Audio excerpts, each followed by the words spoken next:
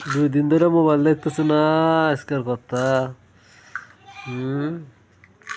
আমি তো 2 দিন ধরে মোবাইল দেখছিলাম। হ্যাঁ, স্কুলে পড়ালেখা এখন ফোন নেই স্কুলে। না।